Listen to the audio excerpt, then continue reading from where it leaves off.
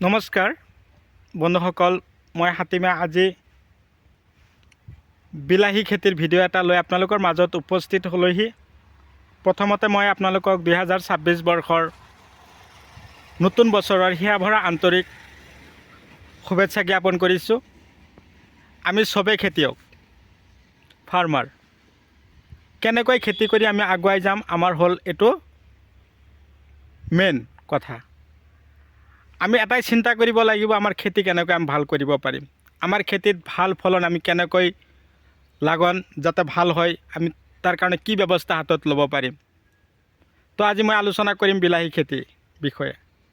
তো বিলাহী খেতি আমি বহুত পদ্ধতিত কৰি চাইছোঁ, কিন্তু আমাৰ খাৰুপেটীয়াৰ কৃষকসকলে যি ধৰণৰ বিলাহী খেতি কৰিছে আৰু যি ধৰণৰ টকা লুটি আছে খেতি কৰি, আমি কিয় অযথা সময় নষ্ট কৰিম, আমিও লাগি যাম খেতিত।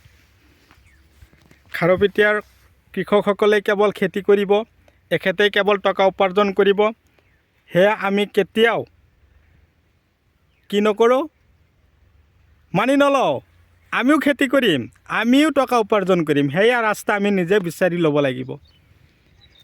সেইকাৰণে আমি কি কৰিব লাগিব, প্ৰথমতে নিজৰ প্ৰতিভা, নিজৰ দক্ষতা আমি নিজে কি কৰিব লাগিব, নিৰ্বাচন কৰি ল'ব লাগিব। নিজৰ দক্ষতাৰ ফলত আমি নিজে খেতি কৰি ভাল টকা উপাৰ্জন কৰা ভাল ৰাস্তা আমি বিচাৰি ল'ব লাগিব।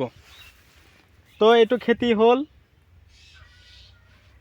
এইটো খেতিত কোন ধৰণৰ বিধান দিয়া হৈছে, খেতিত কিমান টকা খৰচ কৰা হৈছে, মই আজি আপোনালোকৰ এই ভিডিঅ'টোত মাজতে আপোনালোকক জনাই দি আছোঁ।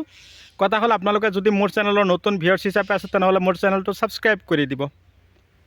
তো মূল কথা হ'ল, বিলাহী খেতি কৰিম কেনেকুৱা মাটি লাগিব, প্ৰতি বিঘাত গোবৰ আমি কিমান দিম, ৰাসায়নিক সাৰ আমি কিমান খটাম,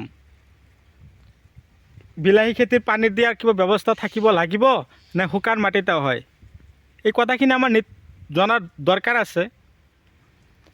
খেতিত লাগন কেনেকুৱা দিয়ে, স্কিপ নকৰিব, ভিডিঅ'টো আৰম্ভণিৰ পৰা শেষলৈকে চাব। আজি মই আহিছোঁ আমাৰ কলেগাঁও সমষ্টিৰ ভেৰভিৰবিল গাঁৱলৈ। তো খেতিয়কৰ খেতি কৰাৰ যিটো ধৰণ বহুত ভাল, বৈজ্ঞানিক পদ্ধতিমতে খেতি কৰি আছে। তো আমিও খেতি কৰিম। কথা হ'ল, এই খেতি কৰোঁতে আপোনালোকে প্ৰতি বিঘাত 1 গাড়ী গোবৰ, ছুপাৰ ফছফেট 1 বস্তা, ইউৰিয়া 15 কিলো, DAP 15 কিলো, তাৰ লগতে পটাছ 15 কিলো ধুনীয়াকৈ খেতিত সিঁচি হাল মাৰিব, ময়াব, ধূলিময় কৰিব। তাৰপিছত আপোনালোকে বিলাহীৰ পুলি আপোনালোকে এঠাইতে পচাই ল'ব, নাৰ্চাৰী আকাৰে পচাই লৈ তাৰপিছত আপোনালোকে লগাব। এটা পুলিৰ পৰা আৰু এটা পুলিৰ দূৰত্ব 2 হাত, আৰু শাৰীৰ পৰা শাৰীৰ দূৰত্ব 2 হাতকৈ ৰাখিব। তাৰপিছত প্ৰতিটো বিলাহী গছত এটা খুঁটা দিব। চাওক, এটা গছত কিমানকৈ বিলাহী লাগিছে, কমেও 5 পৰা 7 কিলোকৈ লাগন দি আছে। তো এতিয়া চিঙন দিবৰ সময় হ'লেই। তো কথা হ'ল, আমি এইমতেই কৰিম। কিন্তু বিলাহী খেতিত এতিয়া কিন্তু ঠাণ্ডাৰ প্ৰকোপটো বাঢ়ি গৈছে, সেইকাৰণে আপোনালোকে ডেলমাই স্প্ৰে কৰিব। আৰু বিলাহী গছৰ বিলাহীবিলাক এতিয়া কিন্তু গছতে পকি আছে, গছত পকিলে কিন্তু সেইটো ফলনৰ দাম বেছি হয়।